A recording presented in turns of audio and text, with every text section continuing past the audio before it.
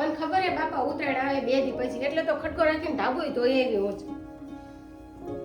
જ્યાં વર્ષના જેટલાય પતંગ પડ્યા હે એટલે એ પ્રમાણે જોઈને લાવજો. પણ ના, મેં મારી આમ જોઈ લીધું, ફિરકી બિરકી નથી હો. ટુકલ બુકલ તો લાવતા જ નહીં. જો હરકીન કોકના ઘરમાં પડશે ને તો મોટી ઉપાધિ કરાવશો. ઉભો રે, આ ચીકી લાડવાનો ડબ્બો તો લેતો જા. હા હે, આ છોકરાને પતંગ જગાડવાની જેટલી બધી ઉતાવળ એટલે હારું હાલ હવે હું જમણા જઈને લઈ આવીશ. ના હું કે બાર જમવા બમવા ન જવાનું, હમણાં જો ફર્સ્ટ ક્લાસ ઊંધિયું ઘરે જ બનાવી નાખવું.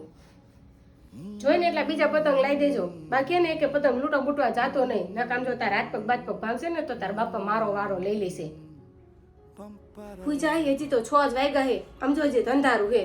હા હે, આ છોકરો જ માનશે જ નહીં લે. આમ તો સ્કૂલના ટાઈમે હું તો 3 વાર ઝઘડવા આવું તોય નથી જાગતો. પણ આજ ઉત્તરાયણ તે કેવો ફટાફટ તૈયાર થઈ ગયો જાગીને. આ છોકરાને પતંગ ચગાવવાનો જેટલો હરખ હે લે.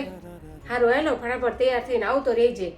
પણ ધ્યાનથી ચગાવજો પતંગ, ને તારા પપ્પાને જોયા હે ને તે ખીચાઈ છે તને. હારું ફટાફટ આવજે હવે.